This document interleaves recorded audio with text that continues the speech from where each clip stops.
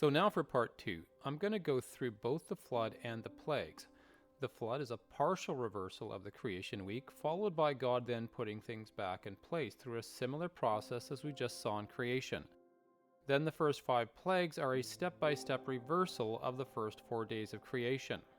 And then once we're done with that, it's going to be very easy to end all this confusion over what the mark of the beast actually is. But first I want to give you a window into the mentality of the ancients regarding the heavens. They understood that whoever created the heavens was God. This was why you had so many pagan gods also claiming to be the gods of heaven, and why many people even worship the sun, moon, and stars.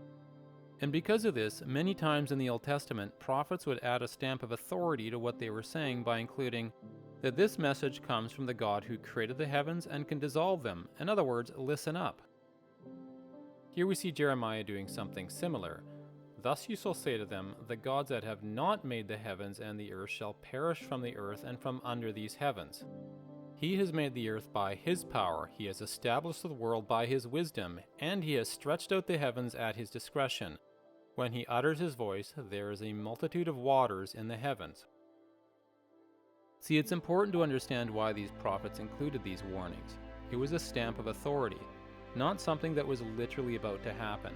The reason I bring this up is that this misunderstanding has led theologians and entire denominations to conclude that because the heavens still exist, which means these prophecies are never fulfilled, that these prophecies are never to be taken literally, even when it comes to Jesus or the book of Revelation. This is just another reason I have to build a solid case that there is a scientific harmony in all these verses. Also, not only did the ancients know that whoever created the heavens was God, many actually worshiped the Ruach, or invisible spirit that God breathed into our world. And in fact, there are about 50 different names that are given to God's Ruach by different religions and cultures. Today we call this pantheism. Keep this in mind as we read Romans chapter 1. The entire chapter is actually about pantheism. For the invisible things of him from the creation of our world are clearly seen, being understood by the things that are made, even his eternal power and Godhead. When you read chapter 1, you'll see the entire chapter rebukes people who are worshiping created beings as God, then warns how this will warp their minds. So now let's carry on with the flood. On that day, all the fountains of the great deep were broken up, and the windows of heaven were opened. Assuming this means exactly what it says, both the waters of the deep and the second heaven were involved during the flood, and we have a reversal of creation. The waters that went up and exposed dry land have now come back down and covered the land. So remember, how did God expose dry land the first time? By moving his spirit or ruach upon the waters. And what did God do after the flood to expose the dry land again? Then God remembered Noah and every living thing and all the animals that were with him in the ark, and God made a wind to pass over the earth, and the waters subsided. And guess what? The word wind here is the same Hebrew word used for spirit. So you can see how the same process was being repeated, but not exactly the same, because the second heaven was only partially damaged, and the atmosphere was still intact as everyone on the ark could still breathe. So it would seem that the windows in heaven needed to be sealed up or repaired. And the fountains of the deep and the windows of heaven were stopped, and the rain from heaven was restrained, and the waters receded continually from the earth. At the end of the 150 days, the waters decreased. In creation, this ruach/wind caused the waters to coalesce into the second heaven. In this case, the winds seal up the windows in the heavens so that they stop draining. Interesting. Interesting that the windows stopped draining simultaneously to the wind blowing. My best guess is that when the waters above finished draining and ran out of water to drain, our atmosphere began to escape out the windows, hence resulting in the wind. But then as the vapor shot back out these blowholes, it sealed them back up. If wind/ruach plus water evaporating equaled creating the second heaven, it stands to reason that the same process is also capable of repairing the holes in it. Many critics of the global flood demand an answer as to where all the waters of the flood went. Ironic how the best explanation is made possible when you actually listen to the Bible rather than assuming it's all symbolic or magical. So just like the Ruach caused massive amounts of water to evaporate into an atmosphere, then coalesce into the second heaven, we have the same process here transferring water back up to the heavens. But in this case, we have more water down here and what I believe to be far less water above the firmament, which I will explain shortly. And now we are done with the flood and ready to move on to the plagues.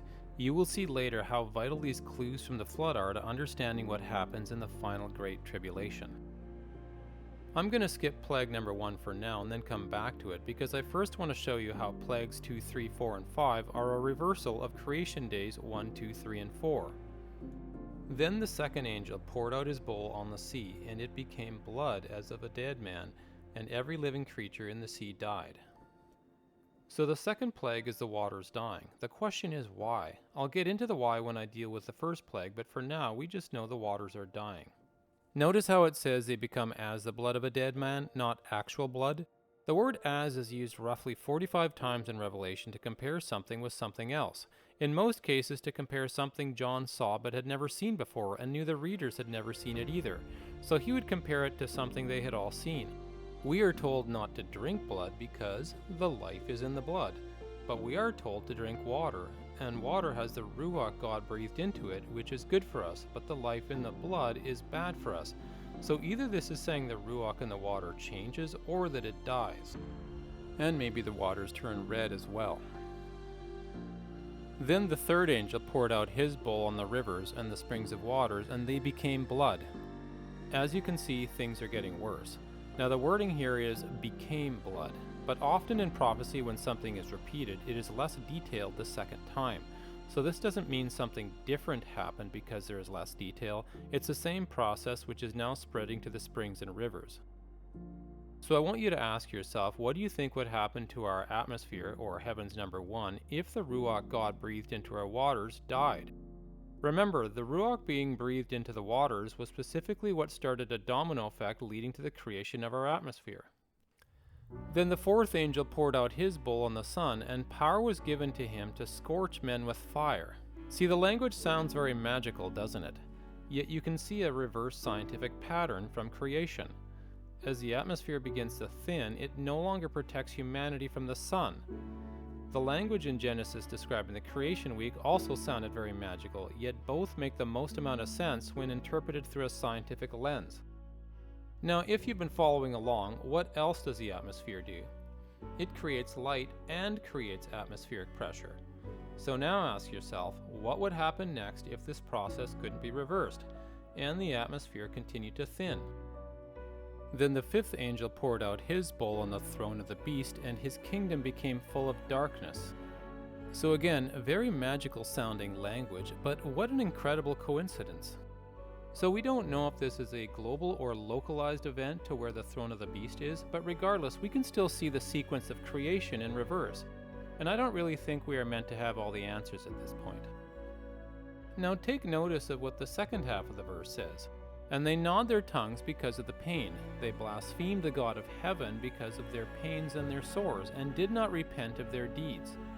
Do you realize that if atmospheric pressure began to drop, it would feel like a suction cup on their boils? This has been proven in studies with negative pressure wound therapy, while hyperbaric treatment, where you increase the atmospheric pressure, has been proven to dramatically reduce pain. I'm going to stop here with the plagues because the rest of the plagues transition to the destruction of the second heavens. And as I mentioned, we are now going to go back to the first plague and look at a possible why behind all of this. And remember, the why must be scientific. I don't have the luxury of switching between magic and scientific or symbolic and scientific.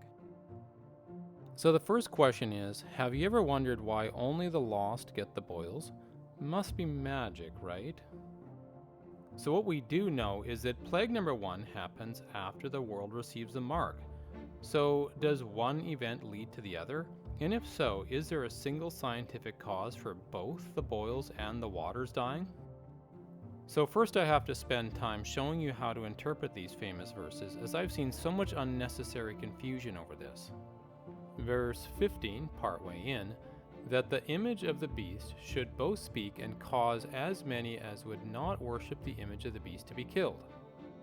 Verse 16, He causes all, both small and great, rich and poor, free and slave, to receive a mark on their right hand or on their foreheads, and that no one may buy or sell except one who has the mark or the name of the beast or the number of his name.